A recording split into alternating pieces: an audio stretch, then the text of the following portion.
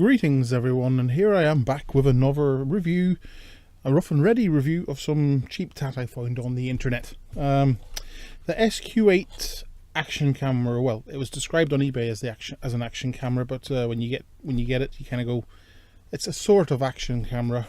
It was $8. The price kind of hovers around that area, and it was the cheapest and smallest supposed action camera I could find. Quite basic in operation, no Wi-Fi or networking or Bluetooth or anything like that there.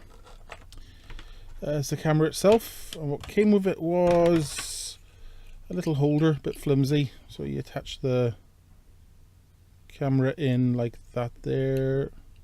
It needs to be tightened up, and screw tightened up. That there, screw it onto the wall or something, and clip this onto your, use this to clip it onto your clothes, although it doesn't really hold it very well. Kind of what you expect for that price.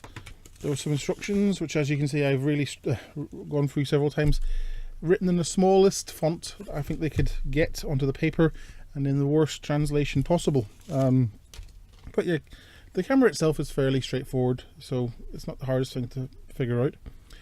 The actual camera itself, which surprised me most of all, is actually made of metal.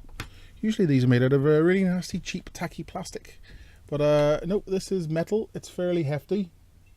There's absolutely no dust or water ingress protection. The SD card slot itself is huge, no, the size of it. So yeah, it's well made.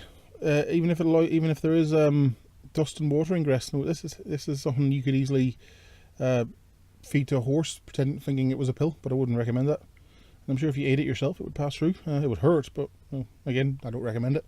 So I'm just rambling on now. But anyway, operation, I should put in a SIM card. A SIM card, a memory card. So the memory card goes in here. Now, you have to be very careful putting it in, because if you don't put it in the right way and you miss the slot, you'll actually end up dropping the card into the body of the camera, and then you have to get a pair of pliers to pull it out. So there you go, that's how it slots in. Oh, by the way, yes, it does also come with a cable, which I should show you. So it's a 3-in-1 cable, so it charges, does data transfer, and you can also plug it into an S-video monitor if you have that. This is not micro USB. It looks like micro USB, but it isn't. It's some proprietary connector, which I've never seen before, so bear that in mind. If you lose the lead, you're kind of screwed. Operation, there's just two buttons. There's on, off, and mode. And there's three modes. There's 720 video, which is a blue light.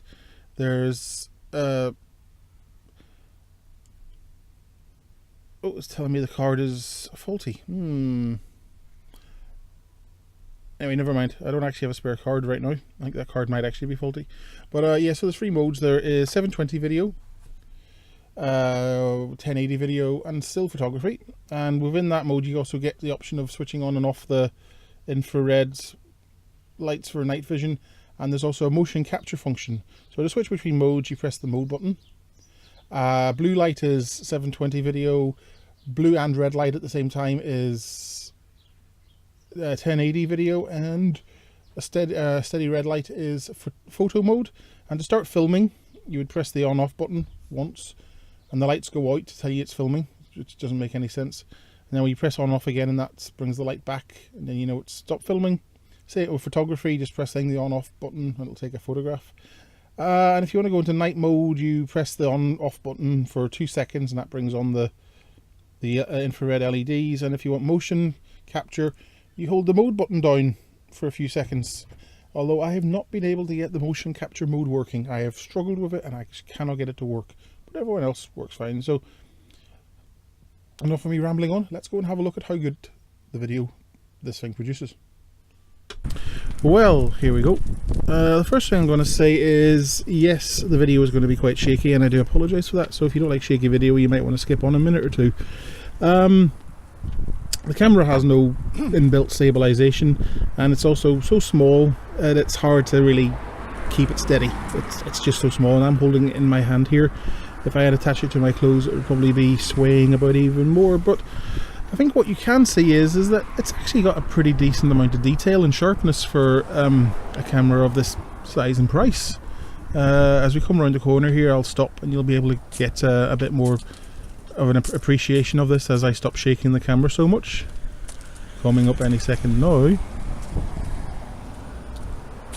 There we go. So as you can see, you know, it's picking out the detail in the leaves. And there's my hand. And here we are heading down towards Cork Street. Cork Street, Old County Road Junction in Dublin, if you know it.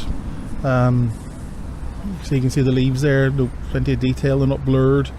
Surprisingly good lens in this, probably plastic, but it's good. Another thing you may notice is the sound quality is surprisingly good. It's got good gain, it picks up all the sounds. Okay, it's tinny, but still it picks up the sounds pretty well. And I find that a lot of cheap cameras, they really have no sound recording abilities at all. The microphone is crackly, or it has no gain at all, and it barely picks up any sound, whereas this is actually picking up the sound, and it sounds very, very usable. Here we are coming up to DID Electrical, big electrical store which is all over Ireland. There's a bus. Hello, bus. Camera is actually small enough to not actually get spotted. That's another thing. I'm holding this camera in my hand, but no one really takes any notice. DID, yes, with their big windows. Do you know why they're so big? It's so they can see you coming. And of course you probably want to see some nighttime video. This was taken at Dublin Zoo Wild Lights event, which is actually quite nice. The whole zoo is lit up with these illuminated flowers and lights of very oriental design from China.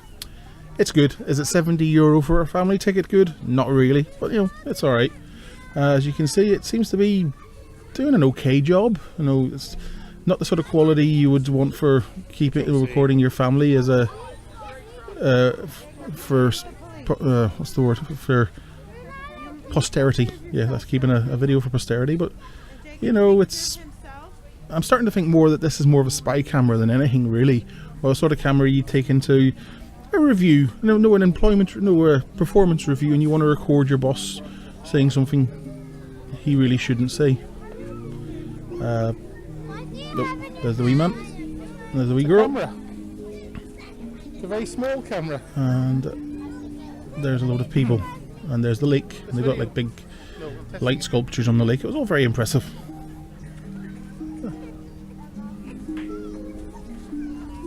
Although €6 for a donut, not that impressive. What are the donuts made of? Probably gold. And of course you want to see the infrared abilities of the camera. This is just me sticking my hand in behind all my radio gear in the dark, and it works. A bit purple, but I could see this camera being useful for actually inspection. If you wanted to stick your hand somewhere where you couldn't get a light or whatever and you wanted to see what was going on, you could use the camera for that. And of course still photos, right. For some reason they're all in 4:3. No, they're not that great. They're a bit blurry. Crumlin Shopping Centre, greatest shopping centre in the world. You notice it cuts off the time and date for some reason. Now I will actually say the time and date's wrong on all these. I didn't set it correctly. You set it in a file, so there's a text file you open and put the current time and date in. But I didn't do that. I forgot on this occasion. And also the battery life is a bit of an issue. It's about 20 minutes, and if you do set the time and date in the file and the battery runs out, then the time and date goes all wrong. So that's another thing to bear in mind. So there we have it. Like I say, the video impressed me. I was surprised just how good it was for something so cheap. Of course, it's not anywhere near as good as a GoPro or even like a €50, $50 action camera. But first of all, if you bear in mind that it isn't an action camera, it doesn't handle being moved. But if you wanted a really small stills video camera that you could hide somewhere, like it's almost like a spy camera, then this would actually be perfect. The video is a bit grainy, a bit blurry in places, but it's usable video. So so for the money, I'm actually pleasantly surprised. Okay, nowhere near as good as a half decent action camera, but for the size, it's actually not bad. Take care, bye bye.